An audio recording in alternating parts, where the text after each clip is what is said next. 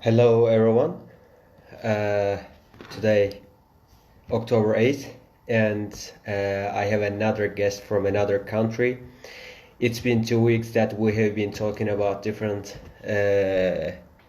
countries and different situations from different countries, educations, and we have a guest from the Netherlands today, Irene, and she's already here.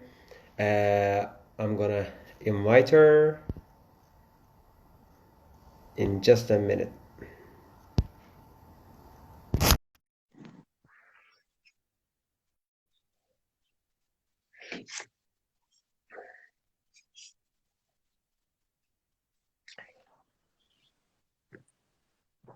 Hello. Hello, Irene. Good evening. Welcome. Thank you. Thank you for the How are you? invitation. Good. I'm really good. Uh, Although it was a rainy day in the Netherlands today, so I had to dry up for 3 times. But yeah, I'm fine.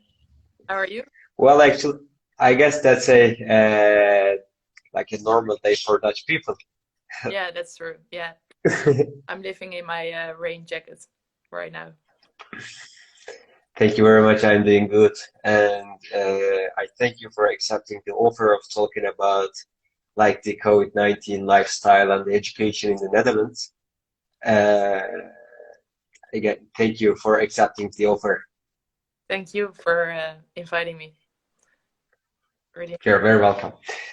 First of all, if you like, I can start talking about the scope of campaign of RAUs, or in English like interface campaign. Then I can send you the or direct the questions. First of all, uh, we are a uh, we are a campaign that has been working since May, and since that time, we are trying to be a bridge, an interface between Turkish youth and Turkish authorities, and we are trying to solve, not solve, but uh, understand, take, collect, understand the Turkish youth problems, make some reports, and from time to time we present these reports to authorities and interested people. And at the end, we are trying to uh, like contribute to establishing a new good country. So I guess that's our objective, we can say. Uh, as first question, what do you think of COVID-19 pandemic personally? Yeah. Um. So that's a question for me, right? Yes. Oh yeah. Yeah. Yeah. So it's it's a weird time, of course. Also, my lifestyle changed a bit over the period of COVID. So at the beginning, I Mm-hmm. was actually also a bit relieved that my agenda stopped of being full, and yeah. Um, well, I'm really Mm-hmm. distracted by all the names that are coming in of people who are, Yeah. so that's hard to disconnect with my talking, but I will look at your face. Yeah, so that was at the beginning of COVID, and of course, that's besides the fact that it's a horrible virus, and it's crazy how it changed our daily lives. And Mm-hmm. yes, yet a half year later, so in the Netherlands, it started at the beginning of April and end of March. Now we're a half year further, and yeah, now it's getting weird because it's getting the new normal. Uh, Nobody's talking anymore about the 1.5 meter distance because it's just like life. It's yeah, it's Mm-hmm.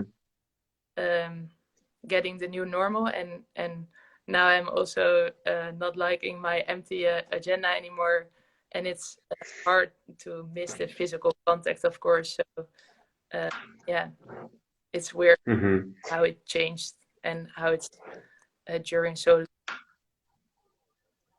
yeah.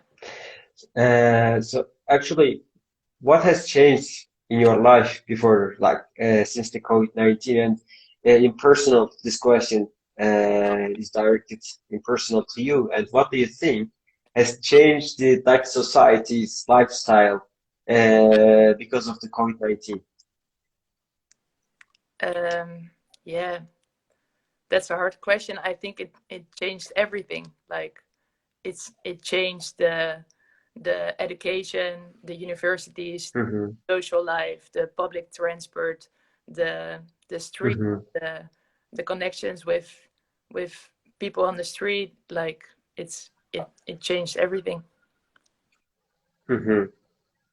So is there any like specific anything that striking you? You say like, well, I guess it was better before the COVID-19, or it's better after the COVID-19. I'm thankful for that. Is there anything that you want to indicate? Um, yeah, I think now after half a year, yeah, living with COVID, I miss the physical contact the most. I have Mm-hmm, my parents in half a year now, so that's so. mm-hmm, And furthermore, I miss the connections with people.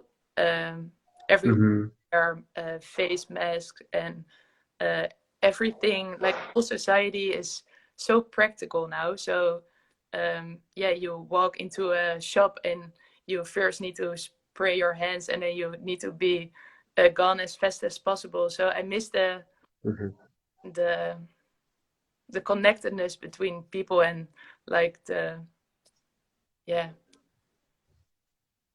the physical contact and the connection.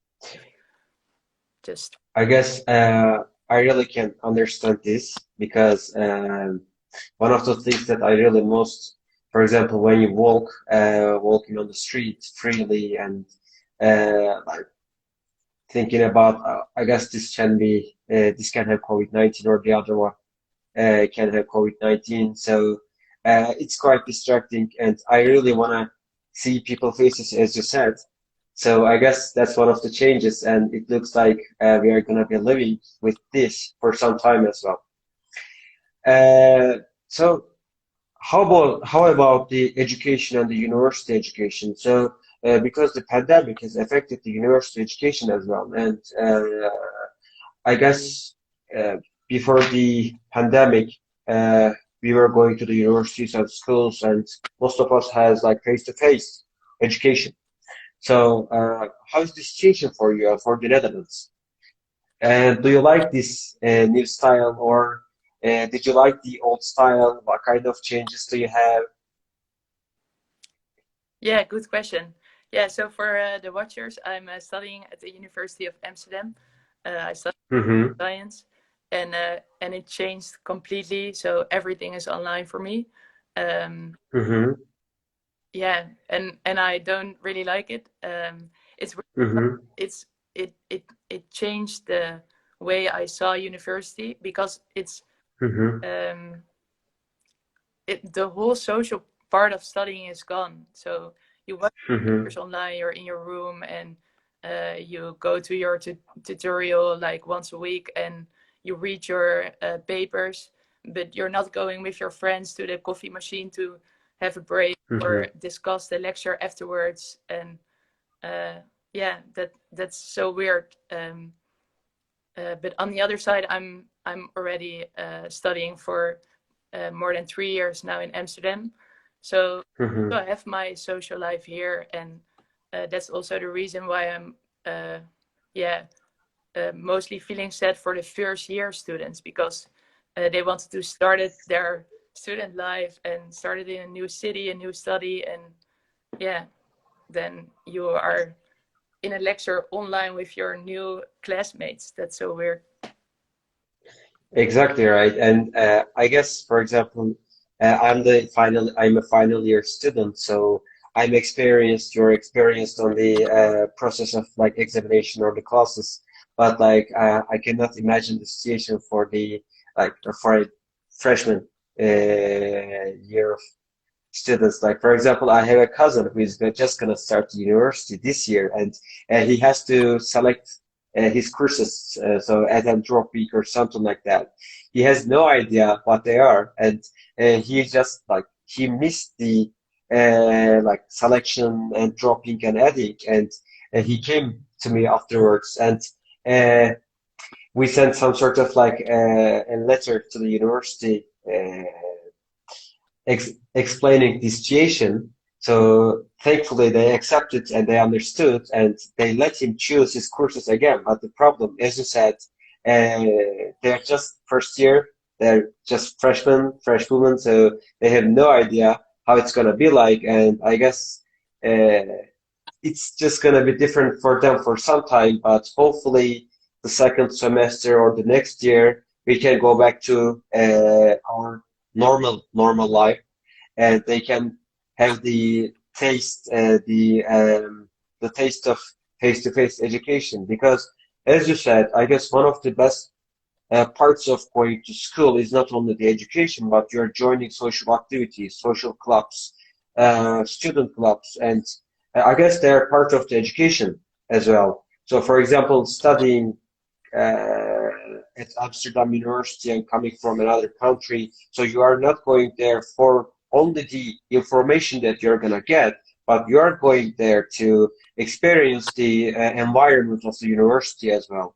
So I guess one of the sad part is taking a break from all these good parts, good aspects of education, I guess. Yeah, definitely.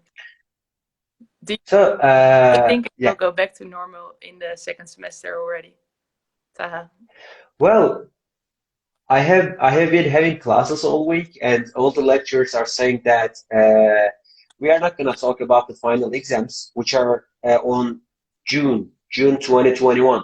So they say it might be like we can meet up again and we can make our examination face to face. So I started having a little bit hope of going to a glimpse of hope of going back to school at some point. So I don't know what's going to happen, but we'll see. Nice. Hope is always good. Nice. Sorry? Hope is always good. Hopeful, yeah, exactly. Cool. Hope like feels it makes you feel alive, right? Yeah. I have another question for you. Uh, like in case of exams, because I need to explain one thing here. Uh, Actually, as campaign, what we are working on is this, Irene. Uh, For example, we are having exams, and in these exams, the universities and the lecturers, they're trying to provide the exam security. And in order to do that for some time, these measurements can infringe your privacy. And as you know, we are going into a huge digital transformation all over the world, and like the data privacy has been like it's way more important, I guess, that it has been in the work and in the history. So, do you have like what's the situation for you? Do you think you have any uh, privacy problem or situation? Yeah, that's an interesting. It's of course weird because in the past I was not on my computer or my phone the whole day, but now you need to also for what you already said, the university. So you are online all the time and you're creating more Mm-hmm. data and that's also what we saw that the online platforms started to earn more and more. And it feels weird that like of course my privacy is affected by that. So they increased data of me. Um, um, but the most worrying thing for me is that uh, now that money that is created by my data um, is going to those online platforms instead of all those other sectors uh, that are Mm-hmm. would need the money so much more. So that's my main point of the weird situation, like being online all day and where your data goes. And uh, indeed, I also think that it really affects my privacy. But the thing is that you cannot stop it. You need to be online. You need to sometimes check your Facebook or WhatsApp, because otherwise you will lose all the contact with your family and friends. And yeah, it's really hard. I know my privacy is affected by it, but I don't know what to do else. So yeah, it's really hard. I guess at this point, Irene, I believe that rather than individuals, the states, the authorities, the governments should take a measurement against these privacy issues. Uh, and if I'm not mistaken, like there's a huge system set up in Europe, and the legal basis for this called like GDPR. GDPR. And in these GDPR regulations, if you want to like have private data of others, the personal data, you need to follow some elements. You need to follow some stimulus. So, and the problem here, again, I'm going back to the old question. At the universities are mostly the state-based institutions, and basically, as you said, it's part of an online life, and they are trying to provide, let's say, exam security, or they are trying to provide the quality of education. But at the same time, meanwhile, they are infringing our data. So, and we need the law, we need the state, we need the governments to step in right here.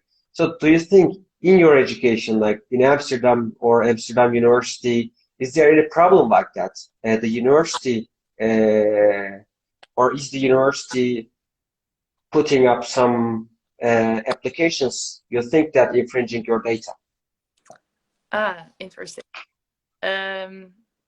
Yeah, it's for example, with our exams now, we need to put our video on so they can watch us during the exam, and they can watch if we are not in our books or with or discussing the questions.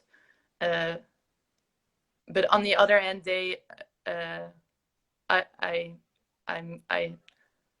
really think they have a good approach to keep that secret. But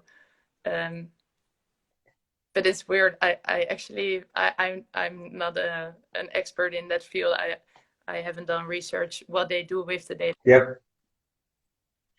Yeah. Actually, just a very quick information on that. While the report that you were working on, we inquired a case in Amsterdam about a university were trying to provide the exam security through some like computer programs.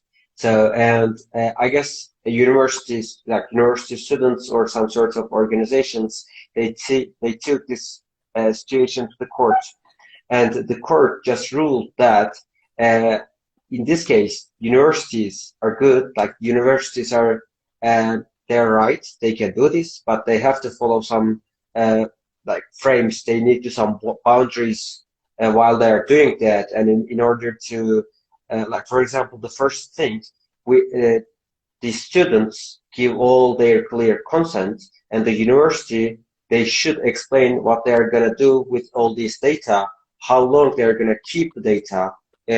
Whether they will erase the data in the future. So if they all give the information that the individuals will know what's going to happen on their data, then the universities can do that. So what we are trying to do here in Turkey, we have a little bit problem on this.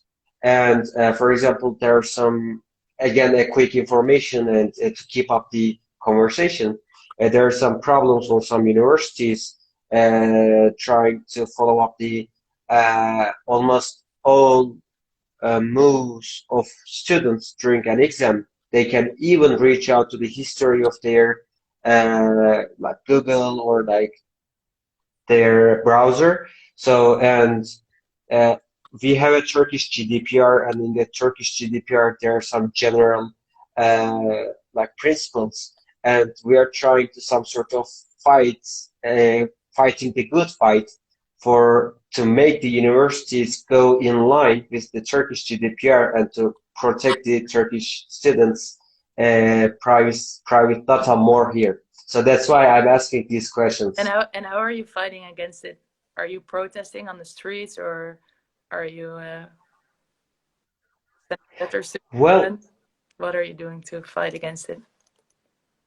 that's actually a good question. What we're trying to do here is firstly, we are preparing a GDPR report, and in that GDPR report, we are trying to raise the awareness because most people and even the universities don't know that they are infringing the data. So first of all, we believe that we have to create the sense of the right to the privacy, private life.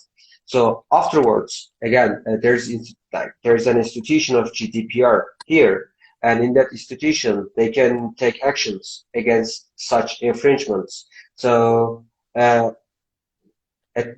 simultaneously, if we can raise the awareness, we can go to the GDPR institution, and we can make them to take a decision which can be a precedent for the other cases as well. So the big decision. So that's our goal so far. Yeah, nice. Wow, really good. Yeah, Yeah. important. I guess you guys have some protest as well, right? Yeah, oh, that's interesting. Yeah, but that's actually more about the physical lessons that the Mm-hmm. so there was a protest started from some students at the University of Amsterdam Mm-hmm. about uh, that the students were there, that there was not enough attention for the students because at the beginning of COVID, the government started a time slot for students for the public Mm-hmm. transport, so that the students needed to watch their lectures and um, studies at home. Um,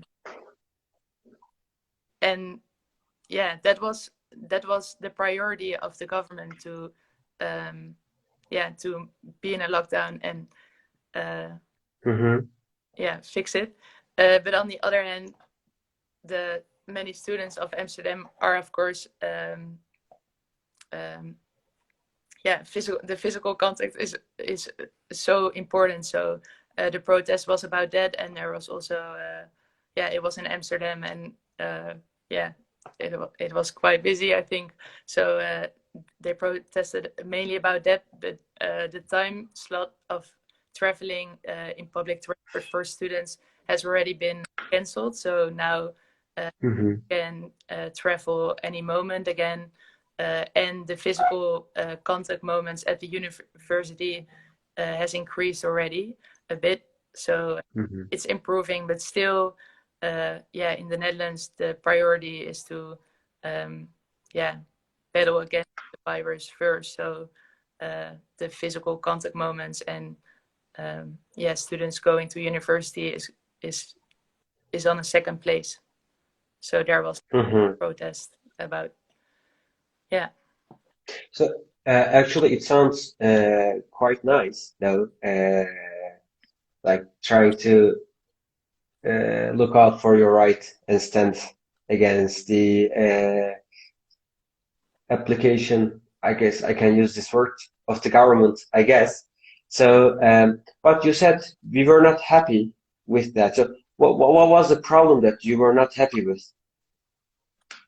And Again, like, yeah, what's also weird is that like we are having only online lessons now, and yeah, like for example, my courses are completely online.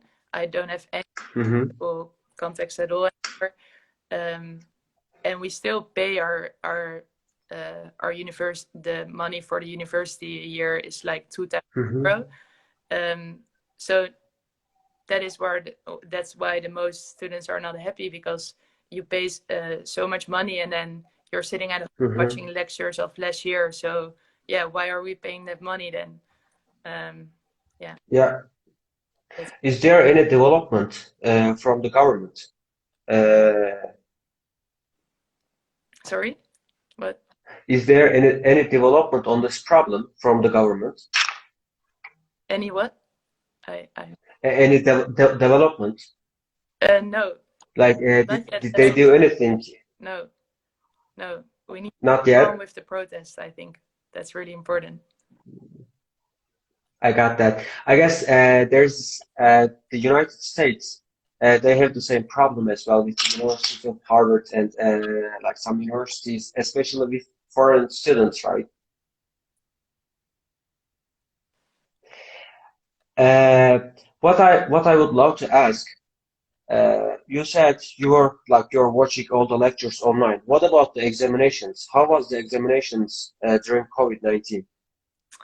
Um, yeah, that's different per course, of course. For me, I Mm-hmm. had a lot of take-home exams, which I actually also had before COVID. So then you receive some essay questions, and you have a week, and then you hand it in. Um, but the exams in the big rooms are gone. So like Mm-hmm. are at home, but the stuff we need to learn is still the same. So that's actually weird. And I also hope, because we started this conversation with that it's slowly beginning to be the new normal. So I also hope that in the future the exams can go back to those big rooms, and then with 1.5 meter distance. I think that's possible. So yeah, uh, maybe Why do you want that? the exams in the big rooms. Yep. That's a good question, actually. So a couple of weeks ago, I had my first exam at home at my table, and I was already studying here like for weeks and sitting in my room, just watching the lectures and studying. And then my exam was, and I was sitting at my table again with my computer right in front of me, and I thought, "Oh, this is crazy," because now I have my exam, and there's no separate feeling with my exam anymore. And I also didn't like the explanation. So then we had a multiple choice exam in 30 minutes, and we had 1 minute per Mm-hmm. um, because then the chance that we could discuss the questions or watch it up in our books was yeah not big. So that was the reason why they did the examination like that. But yeah, I like it more if you can just learn from your exam and be in such a big room, and then you are with your other students and you're really living up to the exam, and then you're there, and then you just make the exam instead of being in your room again and yeah, making the exam. Yeah, I guess I got that. And just actually a quick question about that. What was do you think the examination, like the exam that you took 3 weeks ago, the content and the examination was qualified, do you think? I mean, But um, how can like the qualification of the examination? Are they good to measure the knowledge information, if the knowledge that you have, or do you think they're not? Because again, we had some problems of, for example, we had some exams, and I'm very sure that they were not about measuring our information, but they're just about they're just to make the exam. And for example, there were again some exams. The focus of the exam was just to prevent the students cheat on the exam. So as you said, for example, for 30 questions, we got 20 minutes, and if you just skip the questions, you cannot go back to the previous question. So in this case, you just answer and go. So this is not to measure yeah, our information. So do you think? yeah, definitely. What do you think of this? Yeah, definitely. So with that one exam at my home with the multiple choice in half an hour, it felt like that. I was thinking like, okay, they are just uh, making this as practical as possible so that I cannot cheat or anything. But with the take Mm-hmm. exam, that's different because I also had those exams before COVID, and then it's just you just have to answer essay questions, and that's going deep actually, and they can really test your knowledge. So I like that way of testing. Mm-hmm.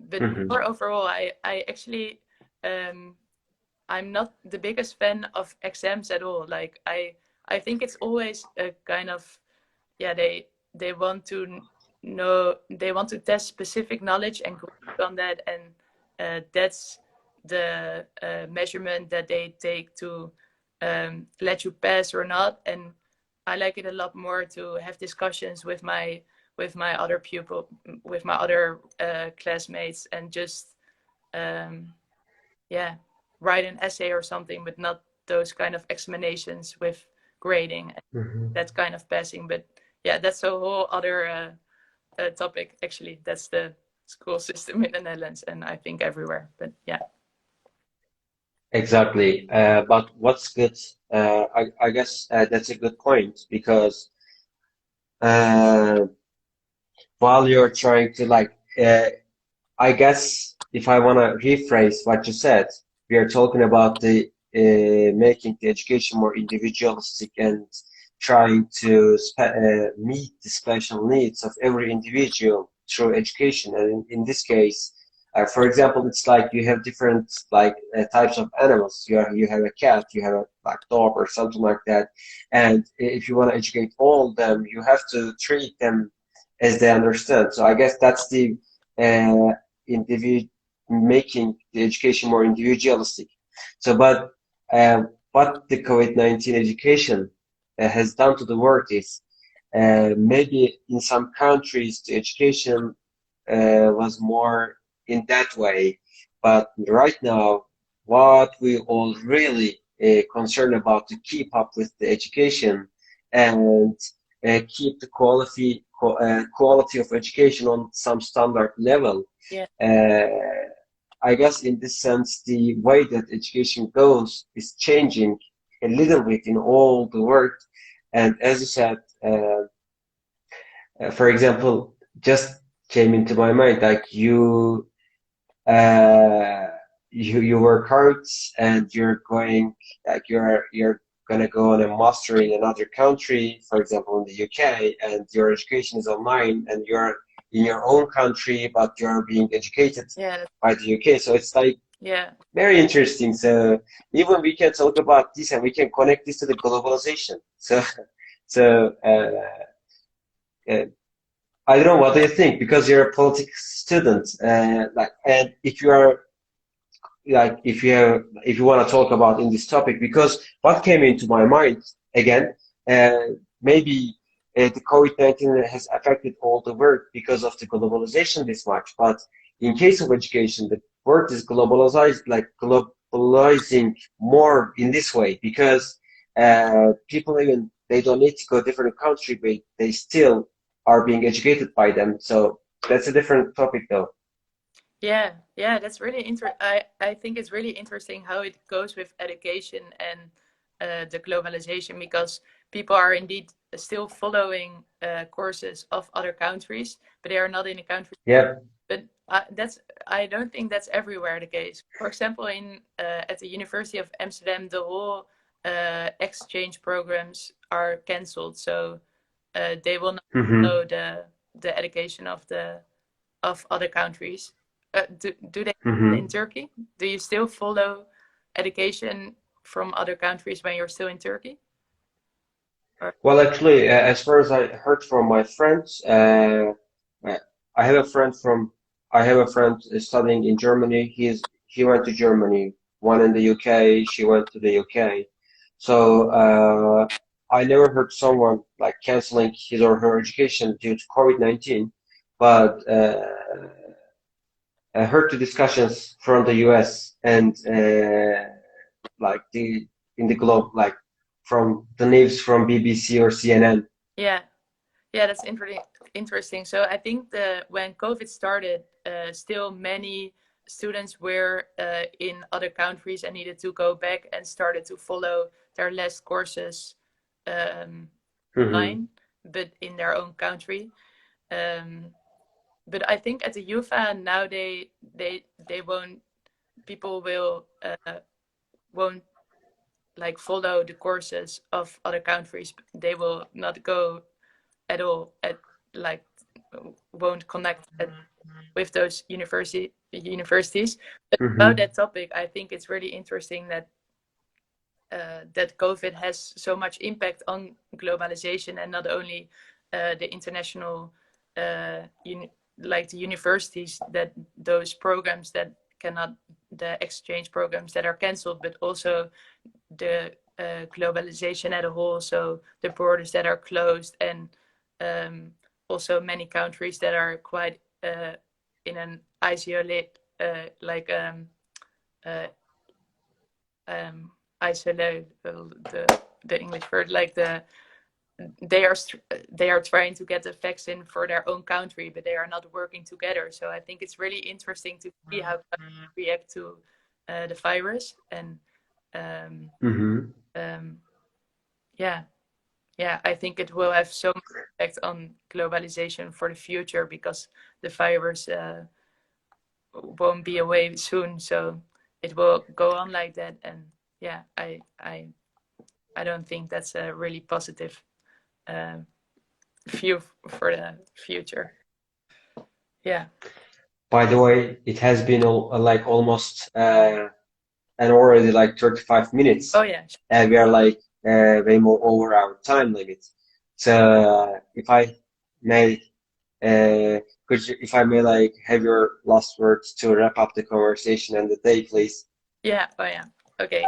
Well, the time went very fast, but I would like to end with a positive thing, one, because yeah. Yes, please. We are in hard times with COVID, but on the other hand, I really it amazed me how fast the whole world could react to such a pandemic virus, and I think that's the positive thing. So, for example, when